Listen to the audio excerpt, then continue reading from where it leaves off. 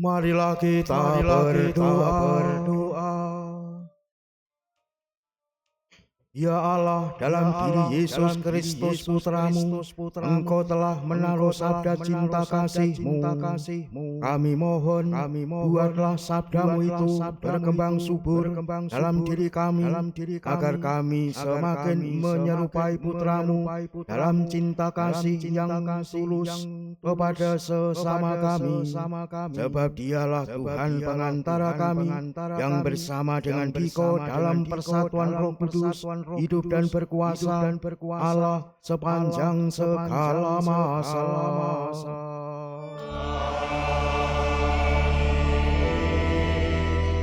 Marilah kita mendengarkan sabda Tuhan.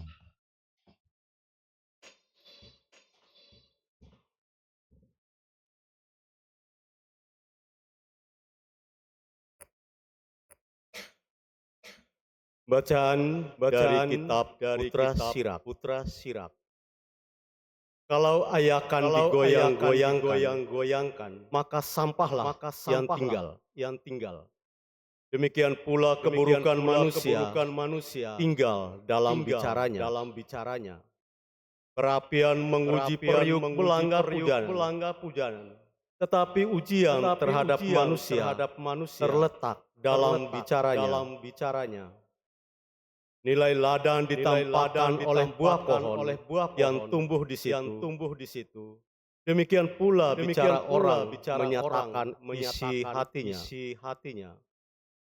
Janganlah menguji seseorang sebelum ia berbicara. Sebab justru bicaralah waktu ujian manusia. Demikianlah sabda Tuhan. Syukur kepada Allah.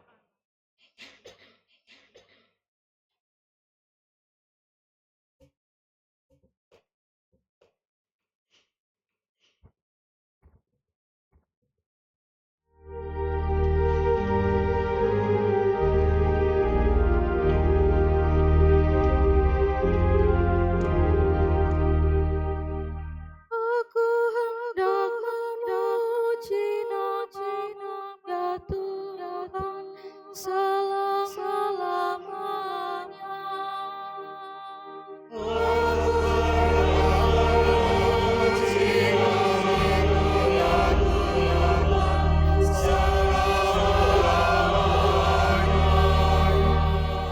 Sungguh baik menyanyikan syukur kepada Tuhan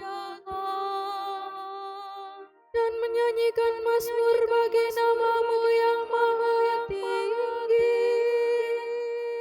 memberitakan kasih setia-Mu di waktu pagi dan kesetiaan-Mu di waktu malam.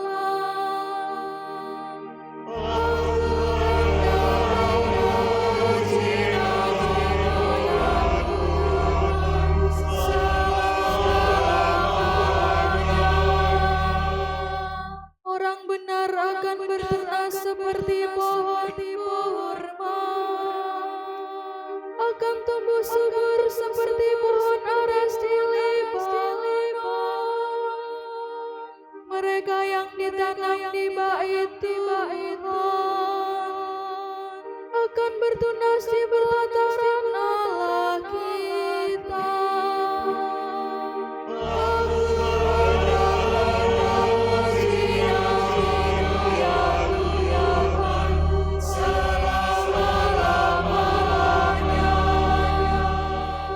Pada masa tua pun mereka masih berbuah,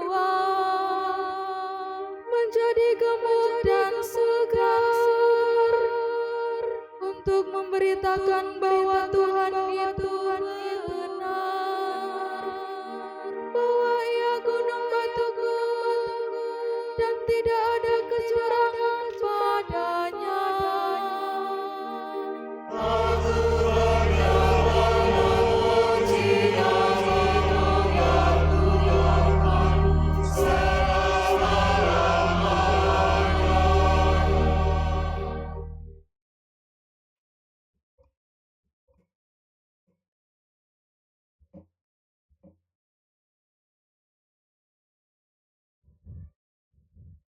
Bacaan dari surat pertama Rasul Paulus kepada jemaat di Korintus.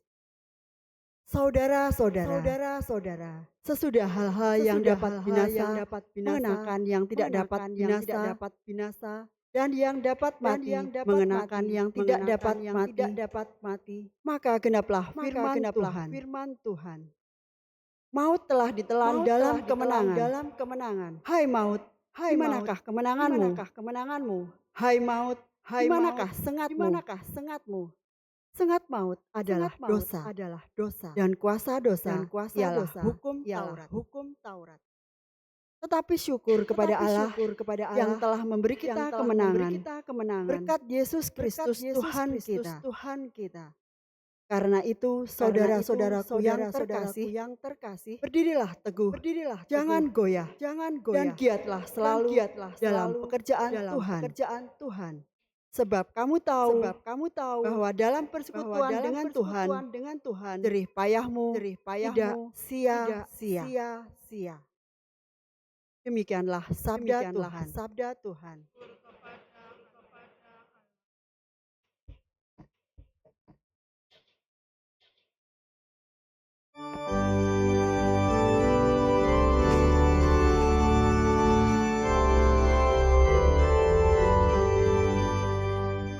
Haleluya, haleluya, haleluya, haleluya.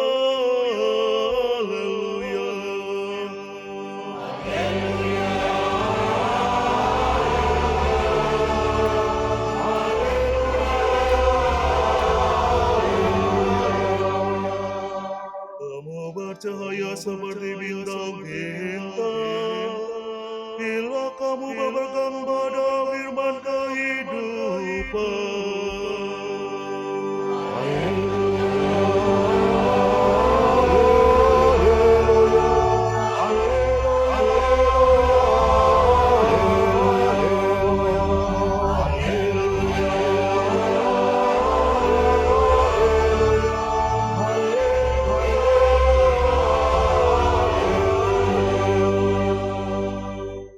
Tuhan bersamamu.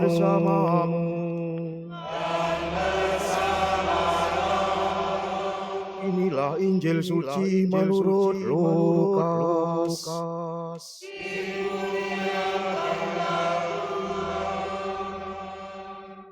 Sekali peristiwa, Yesus menyampaikan perumpamaan ini kepada murid-muridnya.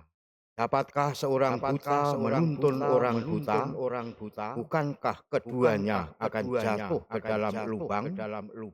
Seorang murid tidak melebihi gurunya, tapi orang yang telah tamat pelajarannya akan menjadi sama dengan gurunya.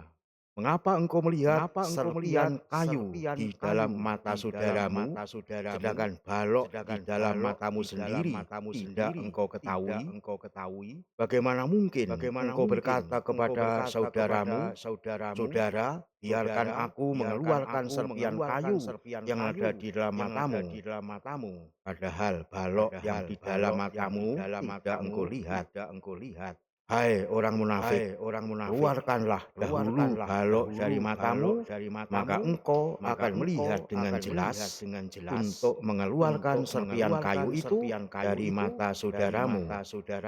Karena tidak ada pohon yang baik yang menghasilkan buah yang tidak baik, dan juga tidak ada pohon yang tidak baik yang menghasilkan buah yang baik. Sebab setiap pohon dikenal dari buahnya. Karena dari semak duri orang tidak memetik buah ara, dan dari duri-duri orang tidak memetik buah anggur. Orang yang baik mengeluarkan apa yang baik dari perbendaharaan hatinya yang baik. Tetapi orang yang jahat mengeluarkan apa yang jahat dari perbendaharaannya yang jahat. Karena yang diucapkan mulutnya meluap dari hatinya. Demikianlah sabda Tuhan.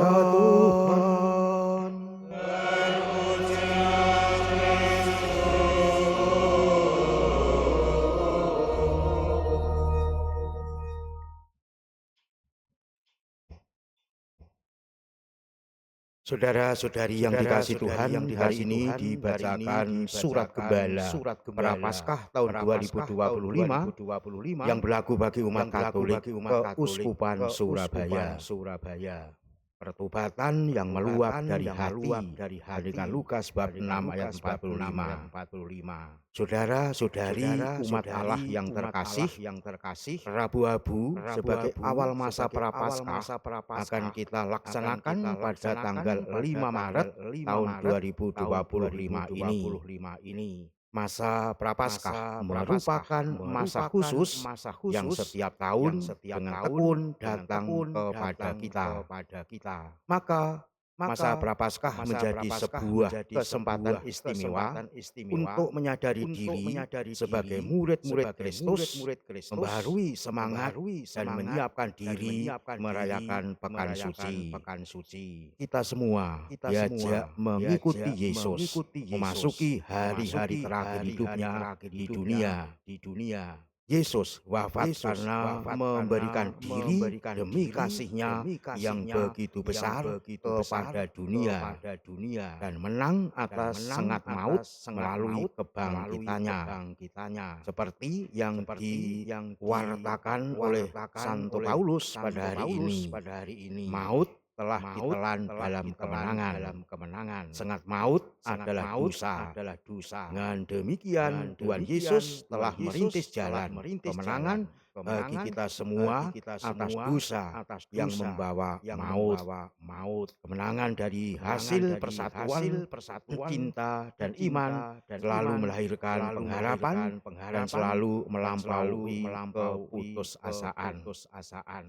Pada hari Rabu-Abu yang akan datang, kita menerima abu di dahi kita. Tanda abu ini dimaksudkan untuk mengingatkan kita akan realitas hakiki hidup kita.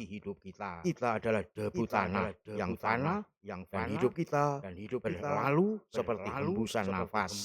Kata pemazmur, yakni Mazmur 39 ayat 6. Namun dengan bersiarah bersama di masa Prapaskah ini, kita semua mengerti bahwa bagi Tuhan Yesus kita adalah debu yang sangat berharga.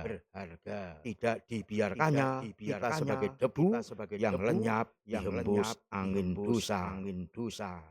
Sampai pada Pekan Suci, kita diundang untuk menemukan kembali rahasia kehidupan yang dibangkitkan oleh kuasa cinta. Oleh karena itu, Santo Paulus berseru, saudara-saudariku terkasih, berdirilah teguh, jangan goyah, dan giatlah selalu dalam pekerjaan Tuhan. Sebab kamu tahu bahwa dalam persekutuan dengan Tuhan, jerih payahmu tidak sia-sia. 1 Korintus bab 15 ayat 58. Bagi pandangan duniawi, setiap benda yang telah terbakar akan menjadi abu, seperti nasi yang telah jadi bubur, seakan tidak ada lagi harapan, tertutup bagi harapan baru. Namun, tidaklah demikian bagi murid-murid Tuhan. Kita ini debu yang dicipta oleh api kasih Tuhan untuk bangkit menjadi sumber pengharapan bagi dunia, menjadi pupuk yang menyuburkan dan membuahkan pertobatan, kepedulian, kasih, sukacita, kesalehan, dan optimisme. Tahun 2025 ini oleh Paus Fransiskus dijadikan tahun jubileum yang mengangkat tema peziarah pengharapan. Kita semua diajak untuk menjadi misionaris dan saksi pengharapan. Belas kasih dan pengampunan Tuhan memampukan kita untuk mengatasi keputusasaan hidup. Menjadi murid Kristus berarti menjadi pribadi yang tidak bisa dikalahkan oleh keputusasaan. Di dalam komunitas dan di tengah masyarakat, orang Kristiani selalu hadir membawa harapan dan menjadi solusi. Ardas Keuskupan Surabaya di tahun 2025 ini juga mengajak kita menyadari kembali jati diri paroki sebagai persekutuan murid Kristus yang dipanggil sebagai imam, nabi, dan raja. Paus Fransiskus dalam salah satu khotbahnya mengungkapkan bahwa sejak dibaptis kita telah diangkat ke dalam martabat anak-anak Allah. Sebagai anak Allah, kita memperoleh kekuasaan untuk mengalahkan dosa. Sakramen baptis telah mengubah manusia menjadi imam, nabi, dan raja. Sepanjang masa prapaskah ini, Komisi Katekise menyiapkan bahan pendalaman iman sebagai peziarahan pertobatan batin yang dilaksanakan dalam 5 tema pertemuan umat. Di minggu pertama, kita semua diajak menyadari kekayaan rahmat baptis bahwa melalui sakramen baptis, Kristus mengaruniakan keselamatan kepada kita. Pada minggu kedua sampai keempat, secara khusus kita mendalami martabat baru yang dilahirkan dari rahmat baptis, yakni sebagai imam, nabi, dan raja. Pada minggu kelima, kita merangkum dalam tema mewujudkan tritugas Kristus untuk mendewasakan paroki. Saya mendorong semua umat Keuskupan Surabaya bergabung di lingkungan untuk mendalami jati diri kita sebagai buah dari sakramen baptis yang agung ini. Sungguh istimewa pada hari ini saudara-saudari kita umat Islam juga memulai masa puasa mereka. Hendaklah kebersamaan ini menjadi kesempatan bagi umat Katolik untuk membangun sikap pertobatan bersama di tengah masyarakat. Kebersamaan yang menyuburkan persaudaraan sejati bukan sekedar kegiatan yang diulang-ulang setiap tahun dan tanpa makna, melainkan kebersamaan mewujudkan kepedulian dan nilai-nilai kemanusiaan di tengah masyarakat. Saudari-saudara umat Allah terkasih dalam Kristus, di samping melakukan pantang puasa lahiriah, hendaklah kita juga mengembangkan pantang puasa batiniah. Pantang puasa lahiriah kita laksanakan dengan cara menolak atau mengurangi makanan atau minuman kesukaan demi pengendalian nafsu dalam diri. Puasa dan pantang bukan sekedar diet, melainkan sarana bila rasa. Sumbangan yang disalurkan melalui amplop APP merupakan bentuk bila rasa kepada mereka yang berkekurangan seperti orang sakit, orang terlantar, anak-anak yang tidak mampu membayar uang sekolah, orang miskin, perbaikan kerusakan alam, pemberdayaan ekonomi masyarakat, pemulihan kerusakan alam, dan aksi-aksi kemanusiaan yang lain. Adalah baik jika kita melakukan puasa atau pantang lebih dari yang dianjurkan oleh hukum gereja dalam semangat kebersamaan dengan puasa umat Islam. Puasa batiniah adalah suatu pertobatan yang meluap dari hati, suatu sikap penyesalan yang mendalam karena telah melukai hati Tuhan. Paus Fransiskus dalam ensiklik Dilexit Nos menjelaskan, begitu kita mengakui dosa kita, hati kita dapat dibuka oleh karya Roh Kudus, sumber air hidup yang keluar dari dalam diri kita dan membawa air mata kepada mata kita. Ini tidak berarti menangis dalam mengasihani diri sendiri seperti yang seringkali kita tergoda untuk lakukan. Meneteskan air mata penyesalan berarti dengan sungguh-sungguh bertobat karena mendukakan Allah dengan dosa-dosa kita. Mengakui bahwa kita selalu berhutang budi kepada Allah. Sama seperti tetesan air dapat mengkikis batu, demikian pula air mata sesal dapat secara perlahan melunakkan hati yang mengeras. Dilexisnos artikel 159.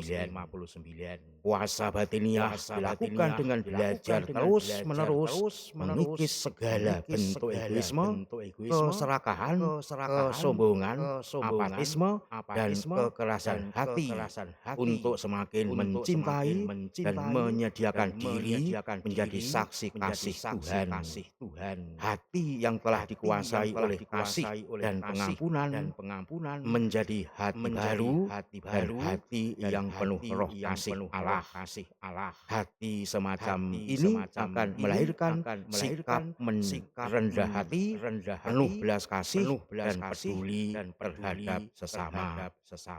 Kita saat ini cenderung terjebak pada rutinitas. Demikian juga puasa menjadi rutinitas belaka. Puasa lahiriah tanpa disertai dengan puasa batiniah akan menjadi sekedar rutinitas tahunan yang tidak memberi makna pada diri kita. Puasa batiniah yang mengubah puasa lahiriah menjadi pertobatan yang lahir dari hati. Marilah kita membuka hati, memasuki masa prapaskah sebagai peziarah harapan dan pelaku kasih bagi sesama dan alam sekitar, sebagaimana Kristus telah mengasihi kita. Selamat berpantang dan berpuasa berkah dalam. Surabaya 22 Februari 2025 pada pesta tahta Santo Petrus Rasul Agustinus Tributomo Uskup Surabaya. Setelah pembacaan surat gembala Prapaskah dibacakan peraturan pantang dan puasa yang juga berlaku untuk Keuskupan Surabaya tahun 2025. Sesuai dengan ketentuan pastoral Keuskupan Regio Jawa tahun 2017 pada pasal 138 nomor 2B tentang hari Tobat, peraturan puasa dan pantang ditetapkan sebagai berikut. Jadi peraturan pantang puasa ini pakem atau sudah dibakukan. Artinya dari tahun ke tahun tetap sama. Yang pertama, hari puasa tahun 2025 ini dilangsungkan pada hari Rabu Abu tanggal 5 Maret tahun 2025 dan hari Jumat Sengsara dan Bapa Tuhan atau Jumat Agung tanggal 18 April tahun 2025. Hari pantang dilangsungkan pada hari Rabu Abu dan 7 Jumat selama masa Prapaskah sampai dengan Jumat Sengsara dan Bapa Tuhan. Jadi ini adalah batasan lamanya berpuasa atau durasi orang berpuasa. Berapa sih lamanya? 40 hari. Tapi walaupun 40 hari tidaklah secara otomatis bisa dilakukan oleh umat Katolik. Nah, kalau faktanya tidak bisa, maka ada kelonggaran sedikit atau alias bisa didiskon. Jadi kalau 40 hari tidak mampu ya dikerjakan 39 hari. Kalau 39 hari tidak mampu ya 38 hari. 38 tidak mampu 37 hari. Terus begitu sampai batas minimal yakni 2 hari. Rabu Abu dan Jumat Agung. Ini maksudnya. Jadi ini yang harus kita renungkan dalam. Maka pertanyaannya, kita ini ingin mewujudkan dalam masa Prapaskah ini orang yang maksimal ataukah minimal. Nah, kalau berjuang untuk maksimal, ya mulailah dari minimal. Dari 2 itu tadi. Dengan demikian akan bisa terwujud. Kalau bisa 2, mengapa tidak tambah 1 jadi 3, bisa 3 mengapa tidak tambah 1 jadi 4, terus sampai 40 hari penuh kita dapat melaksanakan. Ini yang dimaksud karena hukum senantiasa dari minimalis menuju maksimalis. Dan dengan demikian, kalau kita ingin sekali lagi menjadi maksimal, ya mari mulai dari minimal. Andai kata minimal pun tidak bisa laksanakan, ya itulah namanya batal puasa. Mosok 40 hari di diskon sedemikian rupa, dua saja tidak mampu, namanya kan batal puasa. Bukan perkara saya melanggar minum atau tidak minum, semacam itu yang pertama. Lalu yang kedua, yang wajib berpuasa ialah semua orang Katolik yang berumur 18 tahun sampai awal tahun ke-60. Sedangkan yang wajib berpantang ialah semua orang Katolik yang berumur genap 14 tahun ke atas. Jadi ini batasan pelakunya yang terkena hukum terikat ini siapa? Tidak semua orang Katolik begitu lahir langsung puasa.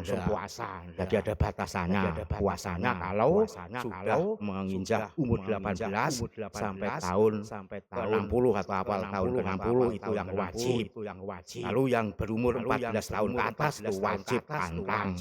Itu yang terkena terikat hukum ini yakni wajib. Yang tidak masuk kategori itu masih begitu lahir sampai umur 13 dan 60 ke atas semacam itu, maka hukumnya tidak lagi wajib tetapi sunnah. Jadi boleh dilaksanakan, tidak monggo. Itu adalah kesempatan kita mengenai batasan siapa pelakunya. Ini jelas hanya berlaku sekali bagi umat Katolik yang berumur 18 tahun sampai 60 dan 14 tahun ke atas, dan tidak berlaku bagi umat yang bukan orang Katolik. Itu maksudnya. Lalu yang ketiga, rumusan dari puasa pantang itu bagaimana? Ini sangat berbeda dengan umumnya orang bukan puasa. Karena rumusannya jelas. Puasa dalam arti yuridis berarti makan. Jadi bukan tidak boleh makan, tidak boleh minum, tapi jelas puasa dalam arti yuridis berarti makan, bahkan kenyang. Itu berarti sangat jelas. Tapi apa yang dibatasi? Hanya sekali sehari. Jadi mangan warak mung sepisan sedino. Bahasa Inggrisnya begitu. Jadi sungguh-sungguh sekali saja makan kenyangnya. Dengan demikian kita dapat mengambil makan kenyang semacam ini bagaimana? Ya umumnya kita manusia makan kenyang kan 3 kali. Kata ringkrepek dari apel pisang sambil dari balkon 3 sambil. Di sini ada pagi hari, siang hari, sore hari. Kan jelas 3 kali momentum umumnya kita itu makan. Dan ketika momentum ini jelas masing-masing ukurannya kenyang. Sarapan jo kenyang, makan siang jo kenyang, sore hari jo kenyang. Walaupun kenyang itu relatif.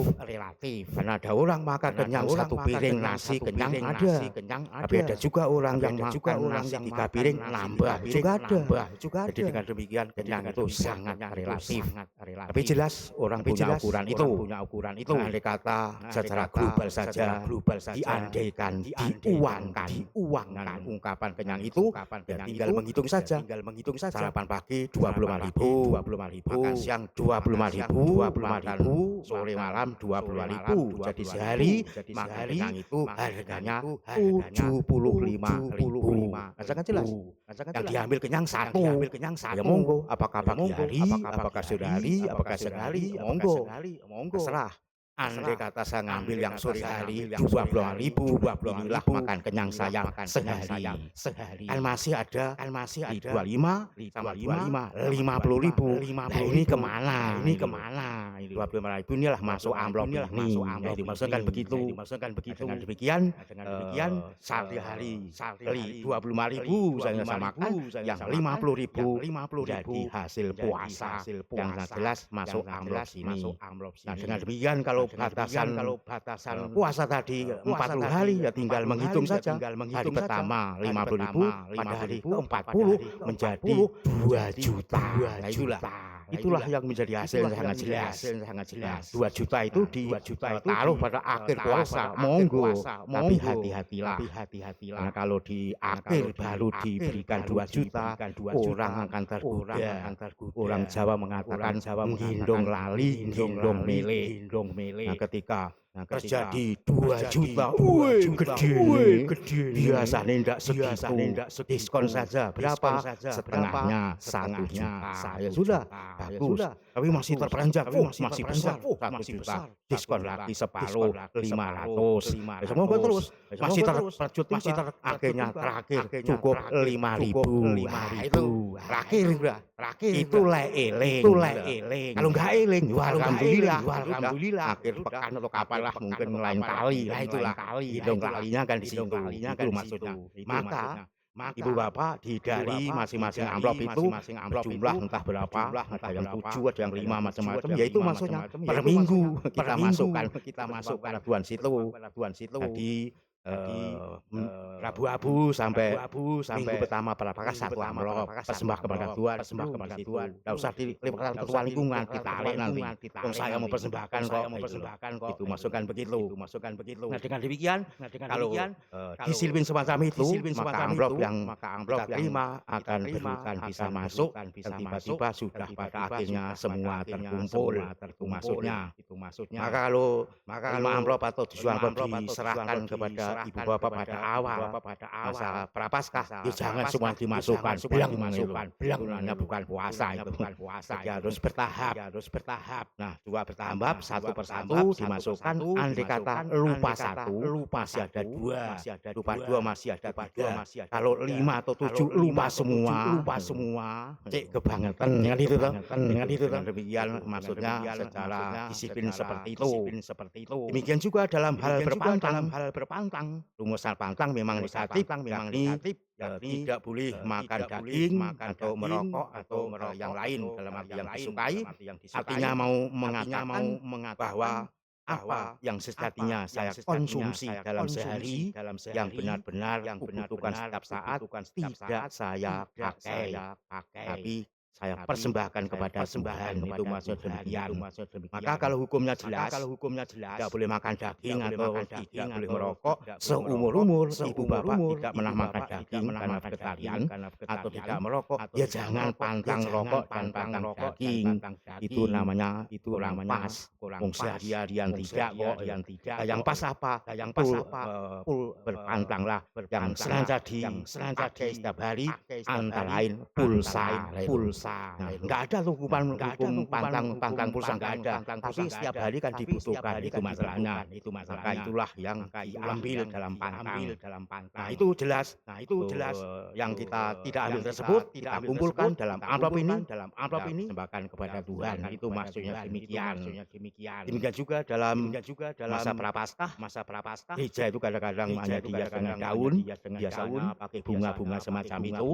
Maksudnya juga jelas. Artinya mengurangi kemeriahan, dan cukup dengan daun yang tentunya lambang harapan hijau. Daun mungkin meminta tetangga boleh, tidak perlu beli semacam itu, bisa jadi. Tapi masalahnya bukan sekedar gereja dihias dengan daun, tidak ada bunganya, selesai tidak. Anggaran setiap minggu sepanjang tahun itu berapa untuk anggaran bunga. Kalau anggaran 100, ya 100 itu saja. Jangan sampai tidak ada ganti daun. Maksudnya tidak seperti itu juga. Ya 100 yang setiap minggunya ada, ya ada kemana-mana masuk ke amplop di sini persembahan kepada Tuhan, kan itu yang dimaksud dengan aturan ini. Inilah Bapak Ibu sekalian berkaitan dengan peraturan pantang dan puasa yang berlaku bagi kita umat Katolik, yang amat jelas bagaimana kita akan menindaklanjuti. Mungkin juga yang bertanya, Romo, selama masa puasa ini saya tidak puasa dan pantang, tapi nyumbang untuk gereja 1 amplop seharga 5 juta. Gimana Romo? Ya baik-baik saja, tapi itu nilainya bukan puasa, tapi itu nilainya sama dengan sumbangan untuk aksi puasa. Begitu saja. Anda tidak masuk karena tidak berpuasa dan pantang. Jadi yang benar-benar dimasukkan pantang puasa, ya memang yang saya konsumsi setiap hari, apapun itu tidak semua kita pakai, tapi kita rela persembahkan kepada Tuhan. Maka kalau model semacam itu, kita bisa masing-masing keluarga itu membuat keputusan secara kolektif. Jadi keluarga panggil Menteri Keuangannya, mungkin ibu rumah tangga, silakan melaporkan seharian itu berapa yang dikeluarkan. Misalkan setiap hari yang dikeluarkan konsumsi semuanya sekeluarga itu jumlahnya 100.000. Ya oke lah, 100.000 jelas itu. Nah sekarang sepakatlah dari 100.000 itu dikurangi berapa supaya benar-benar ada yang dipersembahkan kepada Tuhan. Lalu disepakati, ya kita ambil tersepakat katakanlah tidak sampai setengah, mungkin 90.000, ya monggo. Jadi setiap hari konsumsinya itu pakai sendiri 90.000, yang 10.000 itu dimasukkan amplop APP. Nah itulah sebagai hasil puasa pantang itu secara kolektif. Itu maksudnya. Demikian kita juga tidak menyalahi aturannya, tapi benar-benar kita melaksanakannya sesuai yang kita putuskan bersama. Itu salah satunya mensikapinya.